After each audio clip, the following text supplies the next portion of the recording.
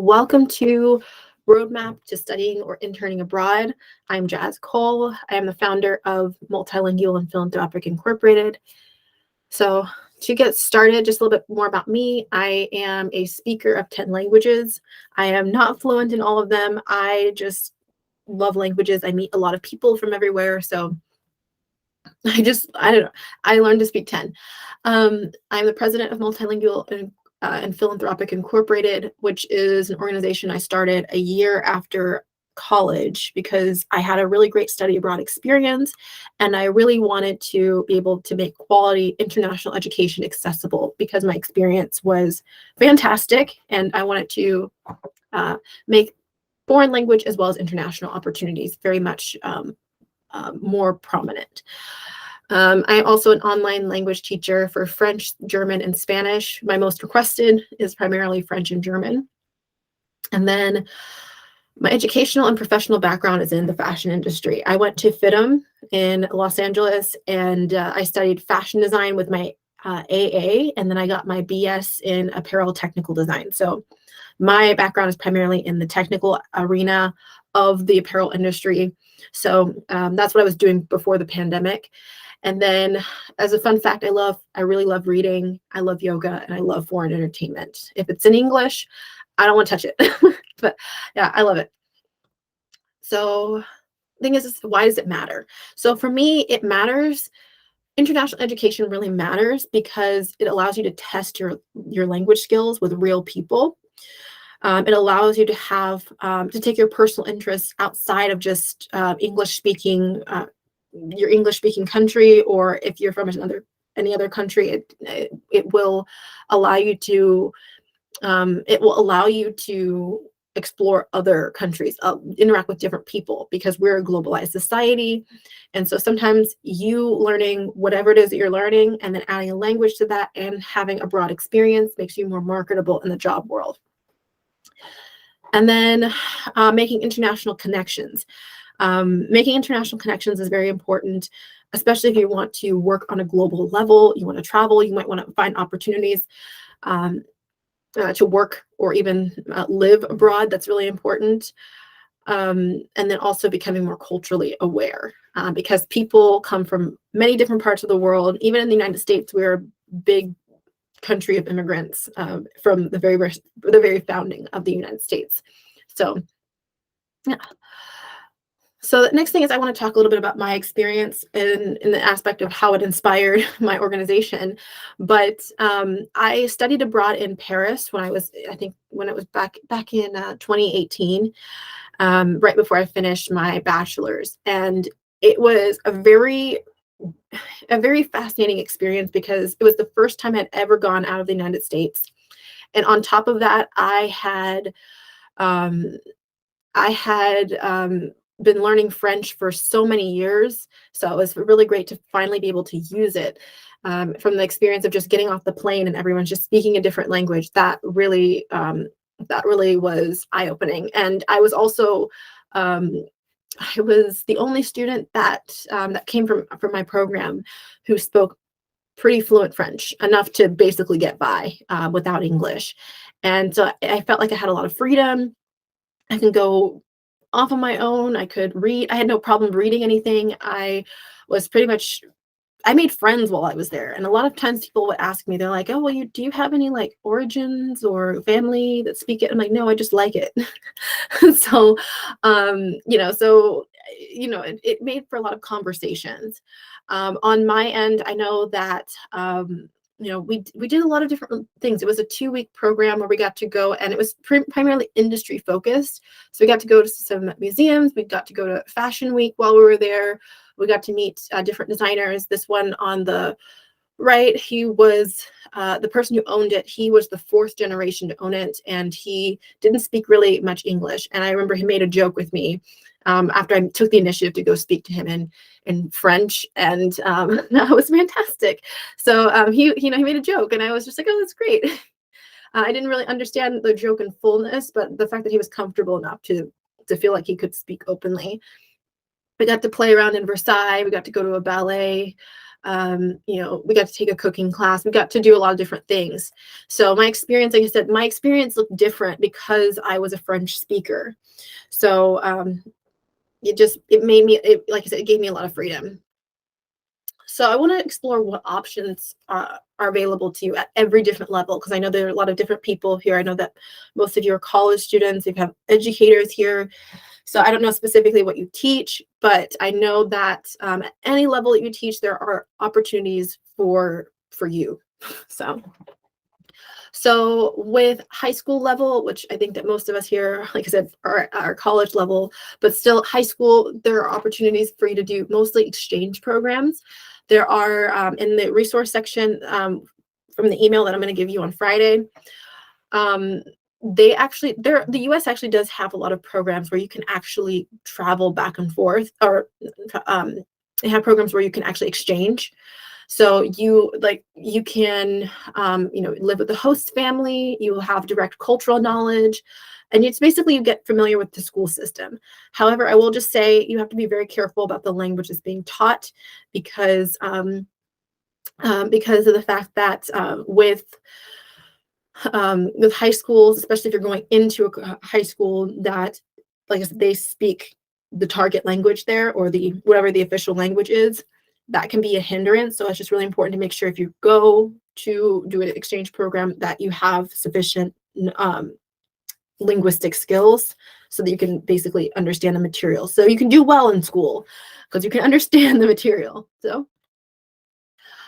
for college and university, basically with study abroad programs, this usually you can do through your higher education institute. So I know that I did a summer intensive. It was 2 weeks. There are some programs that might be longer, like some that are over the summer, especially if you want to do something that has to gain experience for your resume or things like that. Those are options of what you can do out of college. International students, if you're actually wanting to complete a full-blown degree in another country, actually becoming an international student in its entirety. So there are especially there are programs that might be more specialized. So if you have students, or if you are a student who let's say is really wants to get into engineering, and they found a program that's in Germany, as an example, then you would be able to pay directly their fees and their tuition, versus going through a study abroad program, which is where you're going through your school, and it's usually for a specific limited amount of time. There are agencies that will find these opportunities for you, especially abroad internships. But if you're doing like a program that is specifically to your school, then that is where your higher education institute would be. So they basically are going to handle all of that.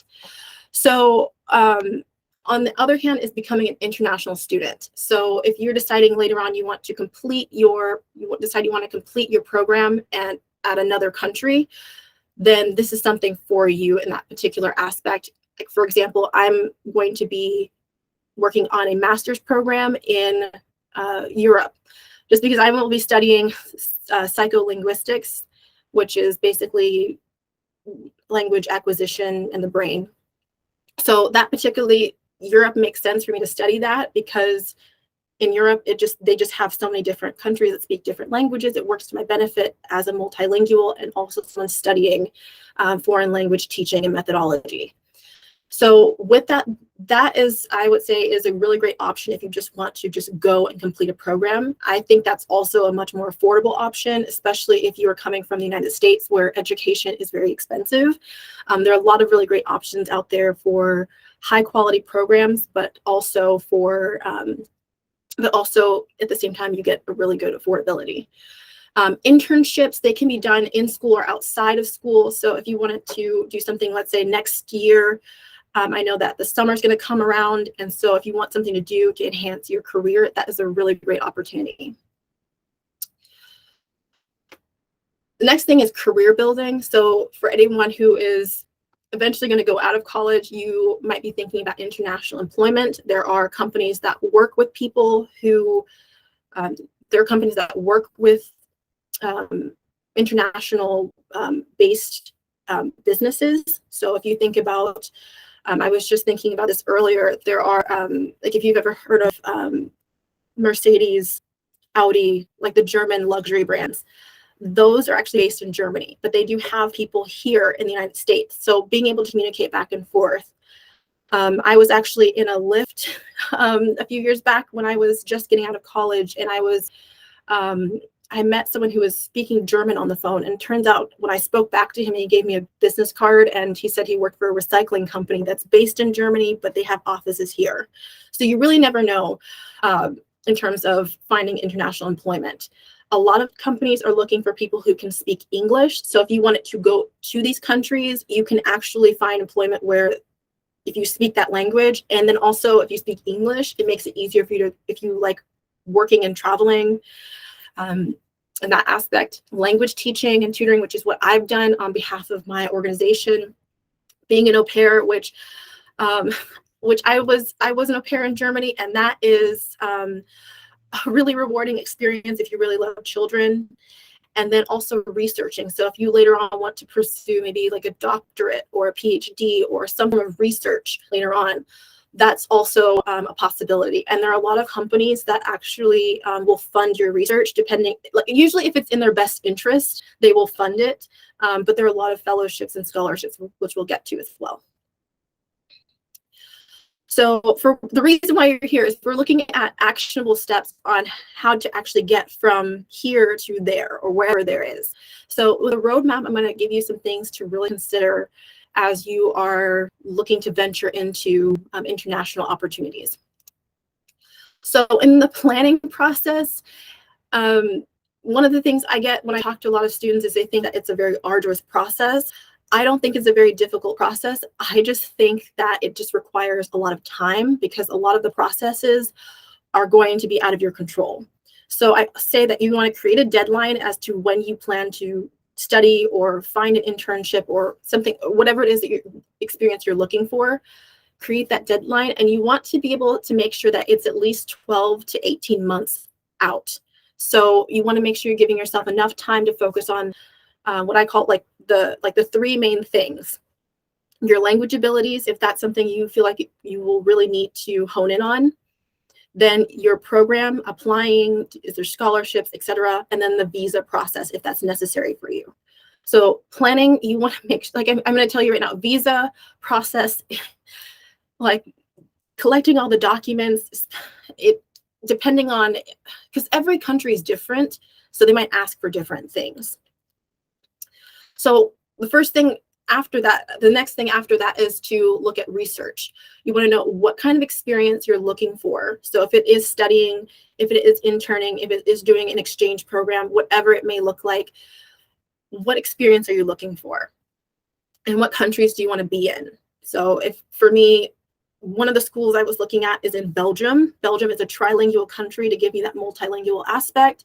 The program is taught in English, but at the same time, I can still be able to use my language skills outside of the classroom. Push-pull factors. There might be things you like about the country. There might be negative things about that country. Just being able to make sure you're considering all aspects of your research. And then visa process. What is that going to look like? You want to look at your consulate. There is, I know like with the United States consulate or the State Department, they do have every single consulate for every single country listed, and you can basically find which one is yours, and they will ask you all of these, for all of these different things that will be required for your application. So agencies, which I will get into as well, that is really important. If you've never gone abroad before in your life or never done a study abroad program, there are agencies out there that actually find these opportunities for you. If you're doing it through a school, like your university, then your agency would technically be your school because they're the ones that are hosting that program. For me, FITM was the school that basically produced that study abroad program for me. So they're going to be your main agency of support. And then language requirements, because if the school is teaching in a completely different language, you want to make sure you understand what your language requirement is, because some universities will ask you, I need you to be at this particular level of the language because you're paying for your education, so you want to be able to understand what you're being taught. Then narrowing it down to at least top 3, I would say at best, maybe 3 different countries and then maybe 3 different schools, and then narrow it down to 3 different schools altogether. So you're narrowing it down, process of elimination, looking at which ones will best fit your needs, and then trying to find out who you can get in contact with when you have questions, because that is very important. Questions are always going to come up. So you want to know email addresses, you want to know maybe phone numbers, WhatsApp numbers, especially if you're contacting internationally. That's really, really important. So in the financial aspect, which is another thing that people kind of cringe about, but it is a very important aspect to keep in mind with your abroad process, is I just would say don't let it dictate what program you do or anything like that, because there's so many different options. There are so many options. So make a cost sheet, just know what it's going to cost, and then have that number, and then go work from there. I just feel like people kind of use money as a way to dictate where they can go. If there's a program that you really want, there are ways to get a hold of those opportunities, or to get a hold of funding as well. So the things to consider is program costs. What is it going to cost you to be able to do that, whether it be tuition fees or anything just in general that you're gonna have to pay in order to do the program itself. Travel expenses, that's airfare, how are you getting there, visa processing fees. Those are going to be different depending on usually what age you are, why you're going, if you have any connections. So it really is going to vary, but you want to always keep that in there. Travel documents, if you do not have a passport, that's something to actually consider. I think in the United States, it cost me about $150 to get one passport, like a US passport. So I don't know if it's gone up with inflation or not, but relatively that's what I remember it being. And you want to make sure it's up to date with to cover the whole time that you're there. So you don't want it to be where it expires a year from now and you're trying to travel in 2 years. So make sure it's up to date. Accommodations and living, you have to live somewhere. So that's a very important factor. Agency fees. So if you're paying someone to actually do the whole process for you, then you might need to include that. New luggage, because sometimes, for me, I remember when I went to college, I bought completely brand new luggage. And then when I was traveling abroad, my old luggage was really worn out because I was traveling back and forth from Kentucky to California, where I'm from.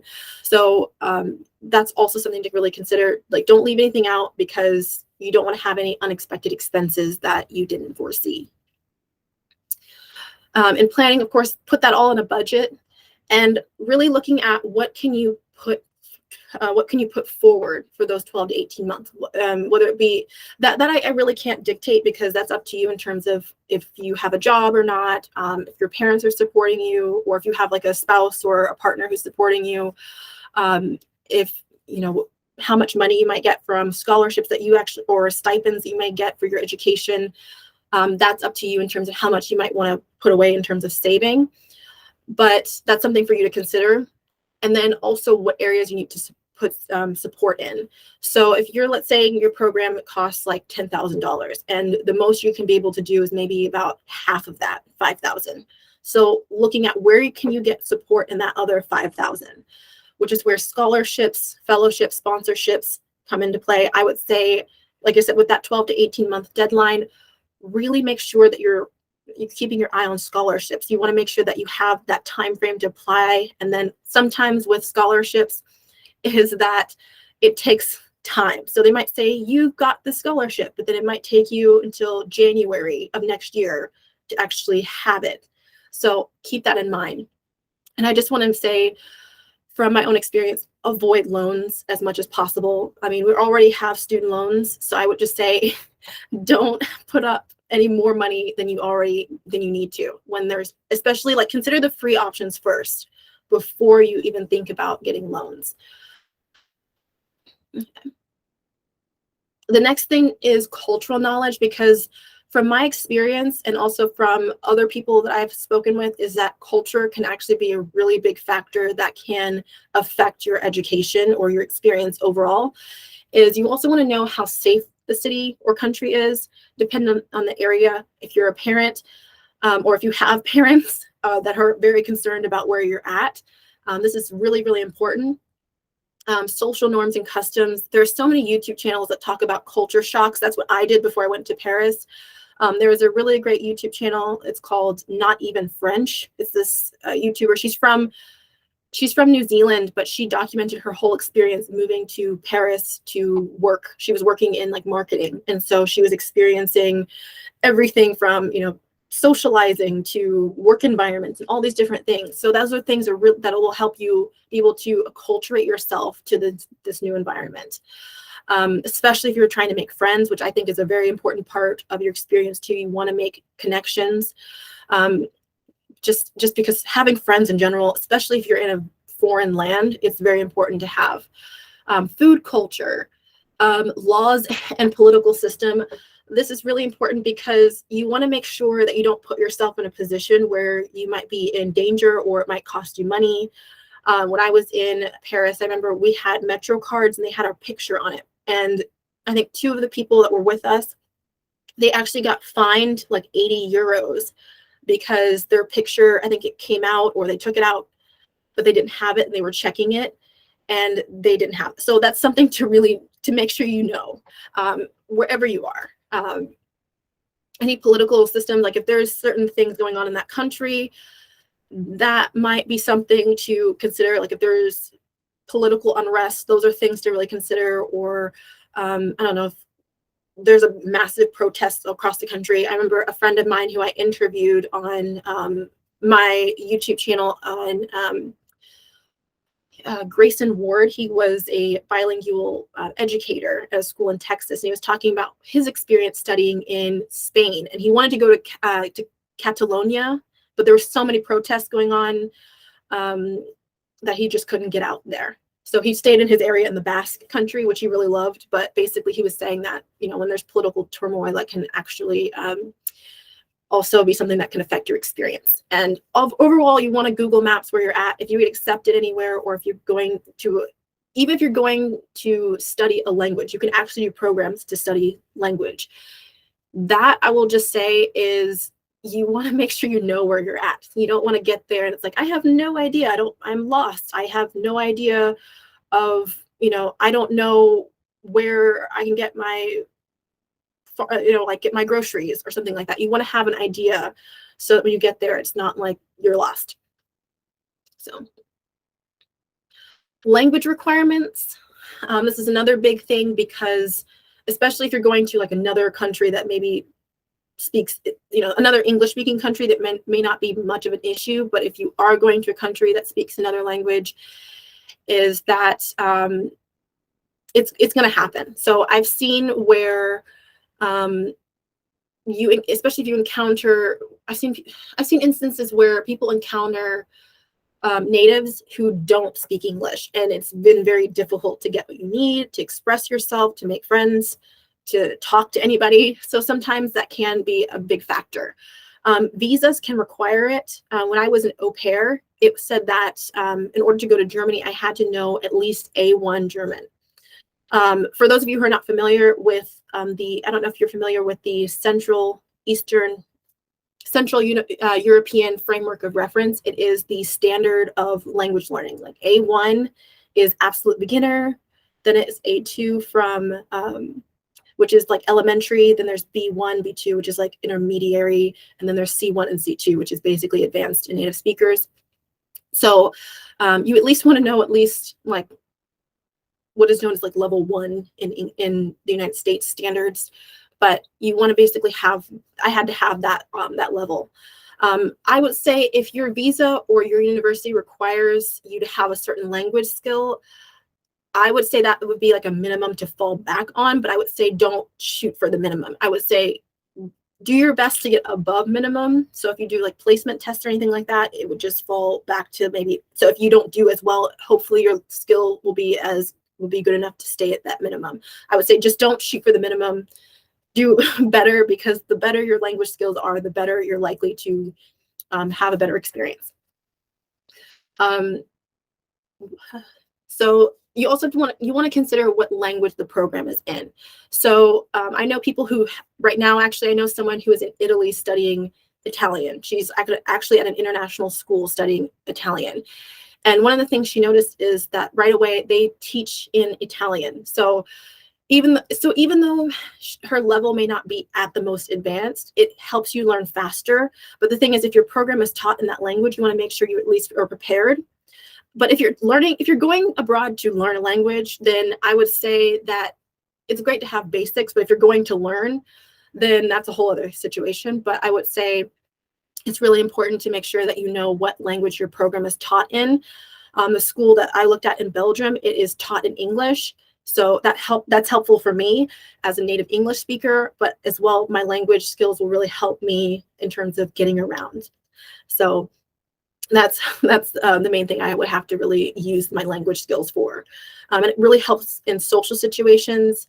I've seen instances where people have told me how language deficits can sometimes affect them making friends. It's like, I can't express myself, I can't talk about this, they don't understand me, they have to work really hard. So my thing is just like, as much as you can, over time it does improve the longer you're there. So when I was in Germany, I was there for about 5 months in total. So when I was there, I was at B1, and now I would say my skill is like at least B2 or C1, because I'm using it every day. So overall, you're going to get better. And then also, I'd say if you have anyone in your network that can help you with your language skills, that's very helpful. Placement tests, there's so many online that will help you. And there are also online courses that are out there for free to just help you get like a basics. But I will say, and also if you look at our website, there are online courses that we actually recommend. And I think they're so much better than Duolingo. So there are actually courses out there that are made by native speakers. So with finding resources, like I said, find an agency. If you've never gone abroad before, find an agency that specifically finds opportunities that you're looking for. Visa requirements are really important. If you are coming from, I think, the United States, I think South Korea, the UK, Australia, New Zealand, I think Japan, you will not need it. You might not need a visa to enter. I know when I was going to Europe, I didn't need a visa to enter those states. I just had to apply for a residence permit. So if you're coming from those different countries, that might be something you need to look into. They might say at the consulate, here's your visa, but when you get there, after a certain amount of days, you need to go to the foreigner's office and apply for a residence permit. So if you're gonna just enter with your passport, I would say make sure that first thing you do is book an appointment with the foreigner's office, because depending on what city you're in, you may not know how long the wait time is. Like they told me, if I was going to Berlin, it would be a really long wait. But I was going to like Celle, which is like close to Hanover in like northern Germany. It's like a small town. Like I had a friend from Germany who didn't even know where that was. So that wait time is a lot shorter because it is a smaller population.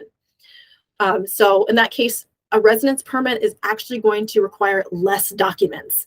For them, they just want to know, why are you here? How long you're going to be here? Do you have proof that you're enrolled in a program? Or also, do you have financial means to support yourself while you're there? And then maybe pay like 100 euros, and then that's it. So, and then you wait.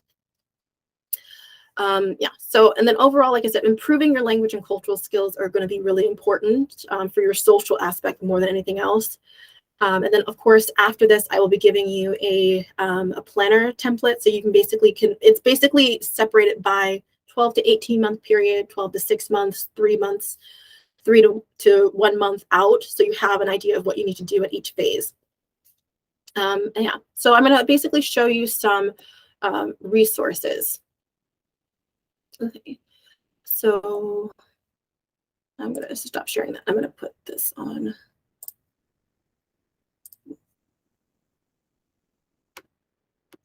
So some resources to really look at. There we go. So some resources I would say to look into would be okay. So CEA, studying abroad, that one is a really great resource. This is basically if you are at a university and you just want to do an exchange program. So this is more of, like I said, you can intern and you can study abroad through here. So they have it where you can do study only, study and intern. Then they have all of these different topics that you can basically get into. And then also the different cities. And they're not limited to Europe. Some of them are Latin America. Some of them are in Australia. And then I think some of them are in, I want to say, many of them are in Europe though, but not all of them. So you can actually have a wider perspective. They have a lot of different resources. I've actually talked to someone from this particular company. So they have funding options, scholarships as well. And as you can see, you get basically up to $1,000 in flight credit when you apply before a specific deadline. So this, I would say, is fantastic. They actually have their own housing facilities. They have their own educators. They have specific people that they put in place for advisement. They provide everything. So all you do is you just pay whatever the program fee. It's all in one. And you also have opportunities to get academic credit for any of these programs that you do through CEA. Another one, if you're looking to do international base, is, if it'll load. Okay, there we go. Is Univibes. I love this. I'm actually working with an advisor for my master's. So if you're looking to go anywhere beyond, you want to study somewhere else, you want to do research, get a PhD, master's, bachelor's, all of it, they actually do that. I've consulted with someone prior to, and so they basically offer a wide range of services. Like I said, if you are a first-time international student, they offer different services, but I will just say is that it's worth it to pay for it. Like they apply to scholarships for you. They look up all the tuition for you. You even have opportunities where you're they actually are able to basically get you a full ride and even a stipend in addition, like all expenses. If you can go to school for free and then possibly get paid on top of that a stipend for day-to-day expenses, that's a really great thing. So these are some of the main scholarships that they work to help students get. There's services. So they do all different things from full support to everything from the visa to accommodations to, it depends on what aspect that you might need help with.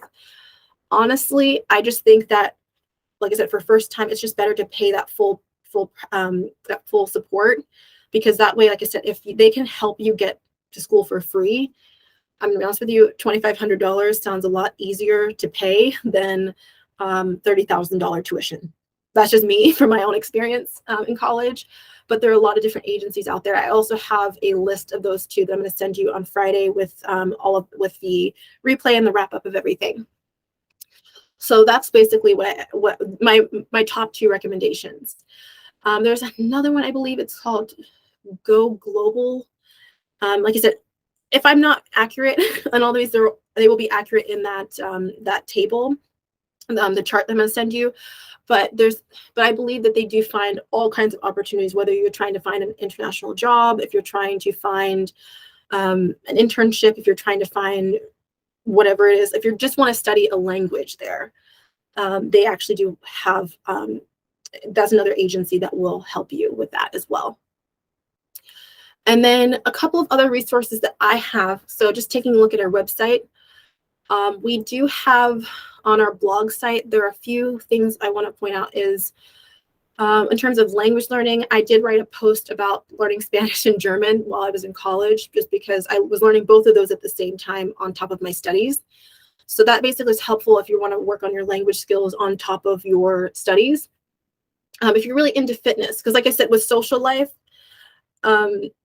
if you're really like wanting to get social, like you might be able to find yoga studios or things, or fitness studios. So I always give out, right now I'm giving out YouTube channels that are in specific target languages. So if you do yoga or things like that in your free time and you want to do that in another country, because everyone's practicing yoga around the world. It's not just the US. So there's those to reinforce your language skills as well. I did some on creating your own personalized learning plan. I'm not trying to create a plan that I think will work 100% for you, but yeah, it is really fun. Because the other thing is that as a language learner, it's great because visually they're doing the activity that you're trying to do, but then at the same time, it's just you're listening to it in a different language. So either way, it's still easy to be able to keep up with. So I'm not really basically creating your own personalized language learning plan that I think will be like work 100% for you, but these are just things to consider when you are creating your own learning plan. Some other things I will say is one of the things is tips to making international friends. From my own experience, there are certain topics that might be great to bring up. There might be different things to consider, places to go, ways to get resources to actually find topics, find fun topics to engage in conversations, because every country is different when it comes to approaching people. I know in France, it's just not really common for people to just start talking to people on the street like we do here in Kentucky.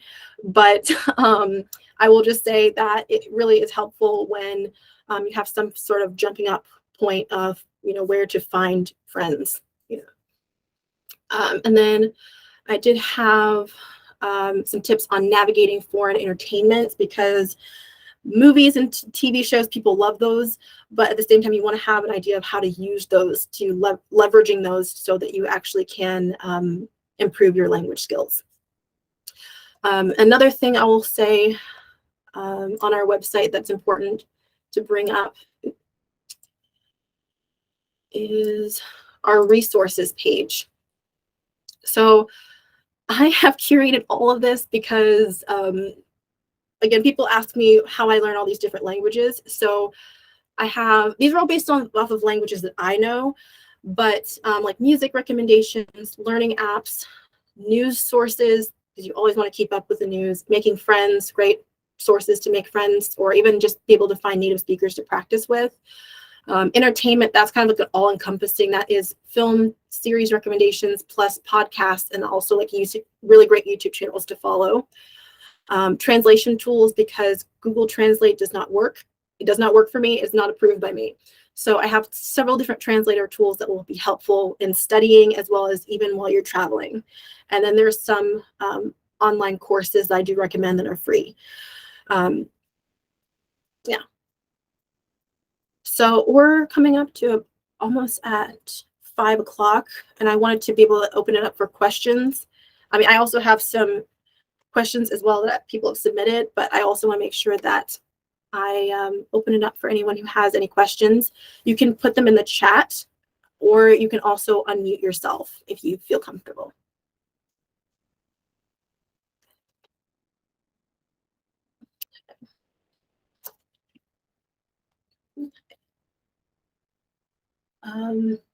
Yeah. So if there's no questions, I'm going to just go into the questions that I've been given, and you can pop them in at any time. I've designated we don't have to go until 6 because that was the end time. I will just be answering questions up until 6.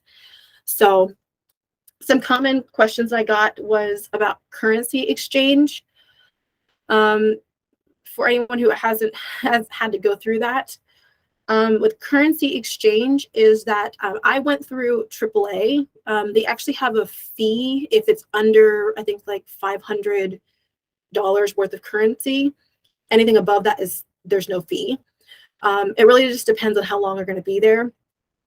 And also, really you really want to know what if you'll need it, actually, because I know like in Germany, cash is king. Like there are a lot of places that won't accept card. I mean, it's more modern for a lot of most businesses, but if you're looking like local or if you're going to we went to a dairy farm because that was where we got our milk every day, our eggs and everything, but that they take cash for that. So really it just depends. You want to look at which country you're going to and looking at whether cash is more valuable to have.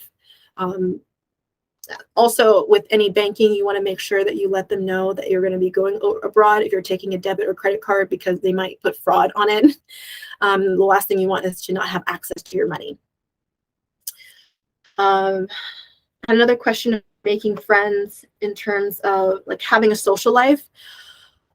So with having a social life, like I was just saying, is of course, like there are tips to making friends in terms of socializing, but I would say is you want to find activities that you really like doing in your free time, and just finding places to do that. When I was in France, I actually, for me personally, I'm a Christian and I do like to go to church. And so I found a church and I found other people who happened to be my age. And so I was getting invited to things. They were really social, we were very social. We talked after church.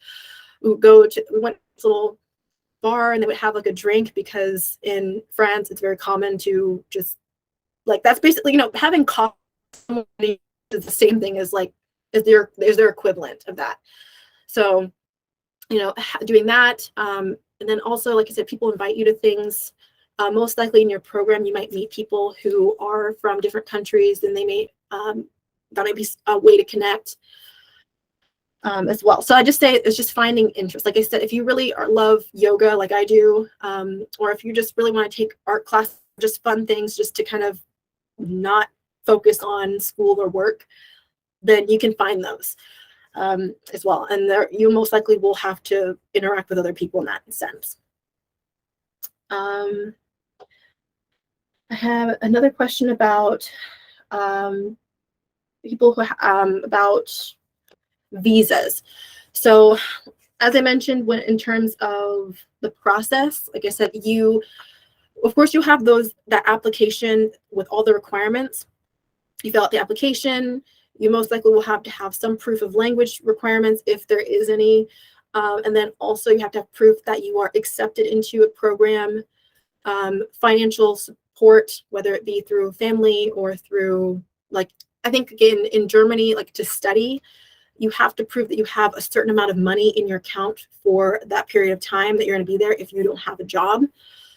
There are some visas that will allow you to work like as a student, whether it be on campus.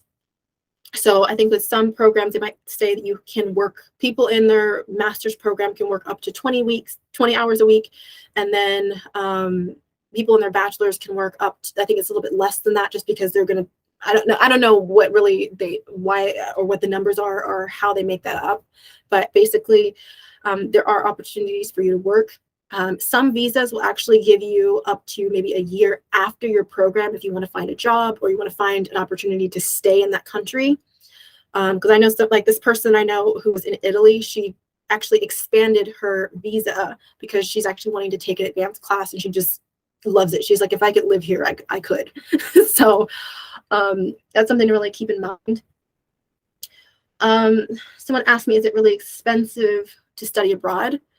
I would say that in overall sense, I would say it is going to cost you. I would say I think it was going to cost you maybe around, it really depends on the program. I can't really say expensive because the program that I'm looking at in Belgium, that is about $1,000 US dollars per year.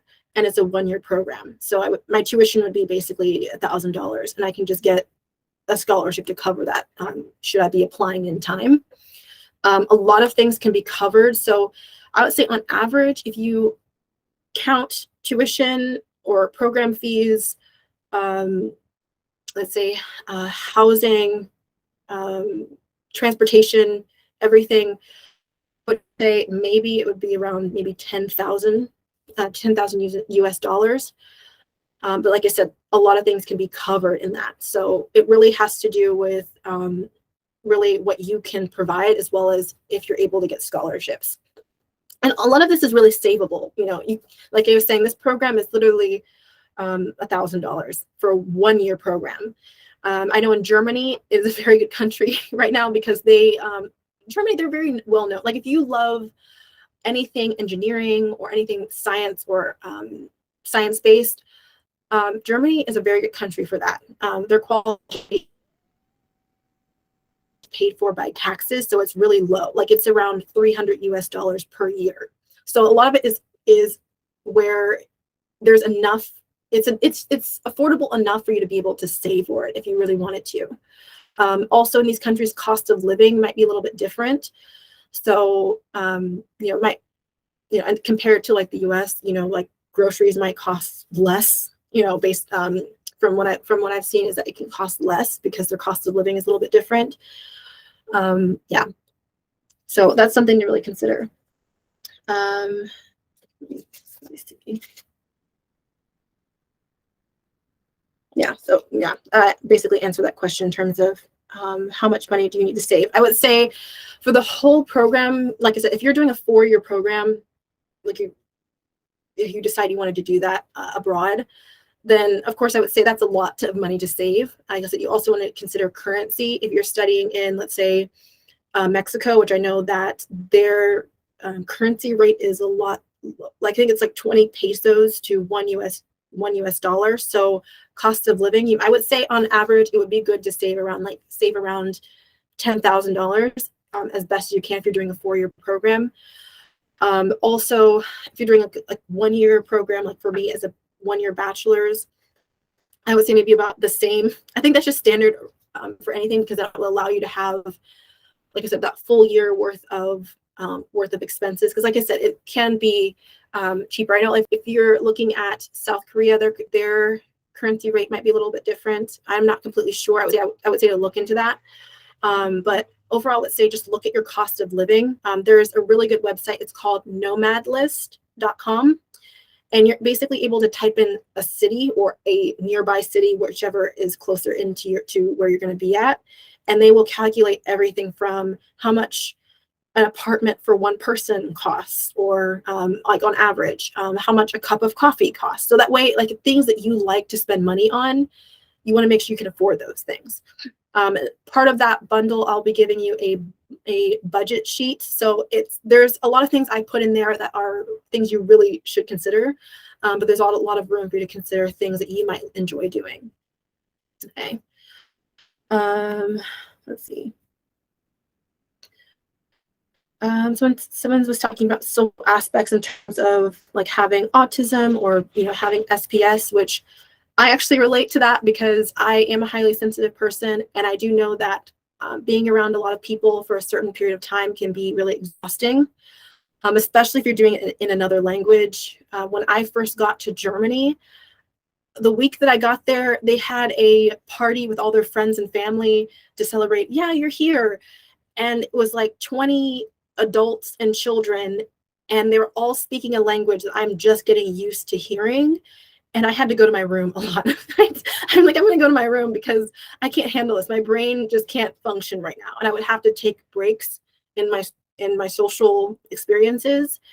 It really also helps to, like, especially with stress and having alone time, because I know for me, I do need to have a lot of alone time, is like I like to take walks. Like the area that we lived in, there was like a forest nearby, and I just would ride my bike over there or walk, or whichever one I felt like doing.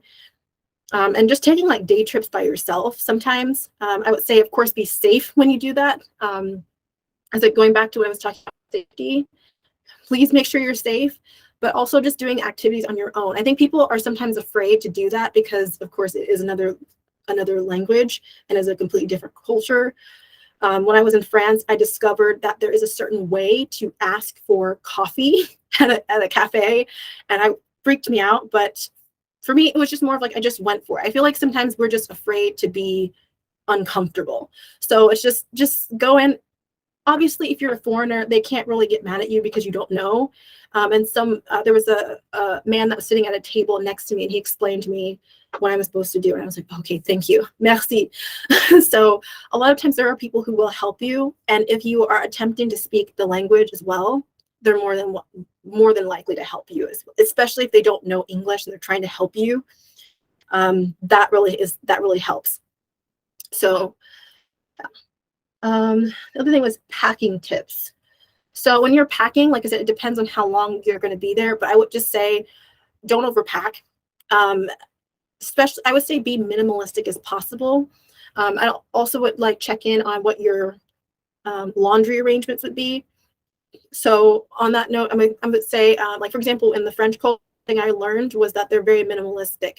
They keep maybe about 5 to 10 different things in their closet, and they alternate each one, and they just feel like it just isn't necessary to wash your clothes directly after you wash them. So keeping it minimalistic, things you can mix and match, and most likely you'll buy things there, because I see sometimes like people will pack a whole bunch of bags to go abroad, and I'm just thinking you will buy things there.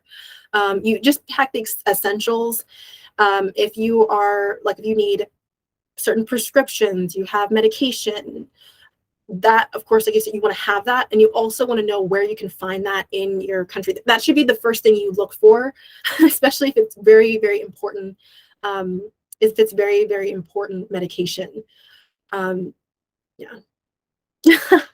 Yeah, I think, Paola, I think one of the things is just like, you put everything in there, and then you kind of slowly find things that you can take out. Like, maybe I don't need that.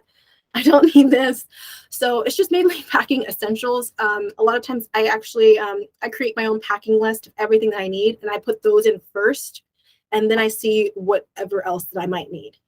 So that I think will be my best tip. I'm a minimalist in general, so for me, it's like if I don't need it, I will be the first person to tell my friends, no, don't bring that.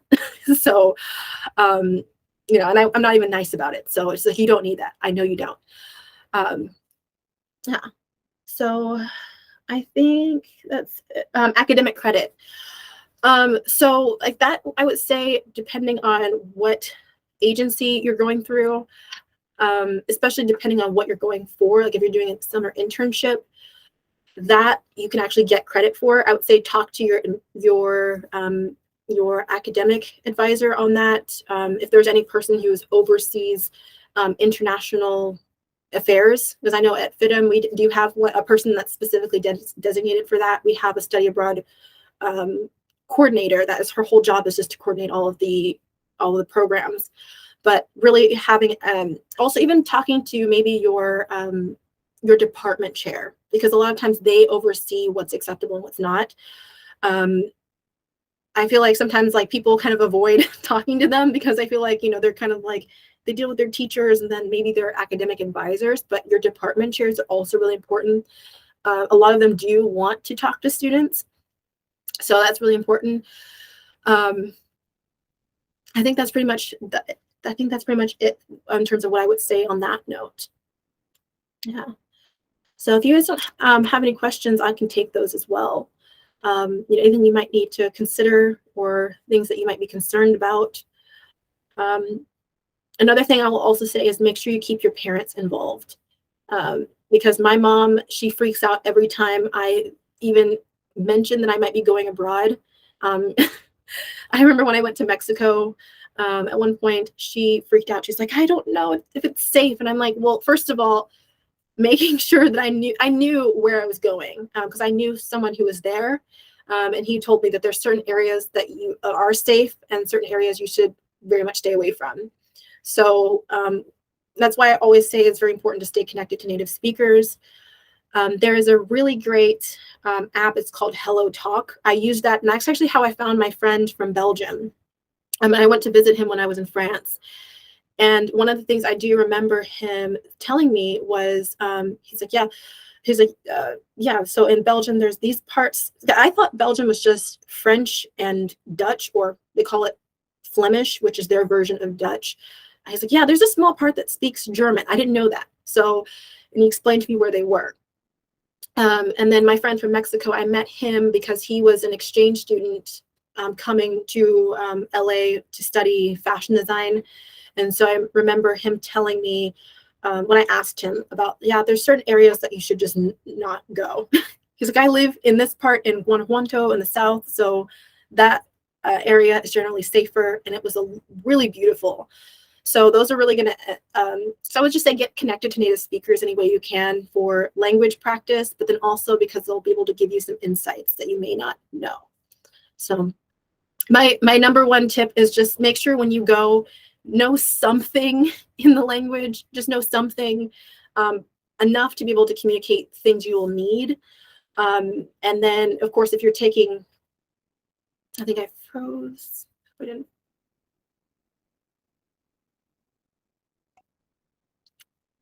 Okay. I don't know if you can hear me, but yeah. Okay, you can still hear me. Great. Okay. Yeah. So overall, I would say my biggest tip is just make sure you know enough to be able um, to just overall get what you need. Figure out where your transportation is. Those are the first things you should pretty much think about. Just make sure that overall that you're safe. So yeah, but if there's not any questions, we can wrap up. You'll get a recording of this as well, and then I will give you all of those resources that I mentioned. Yeah.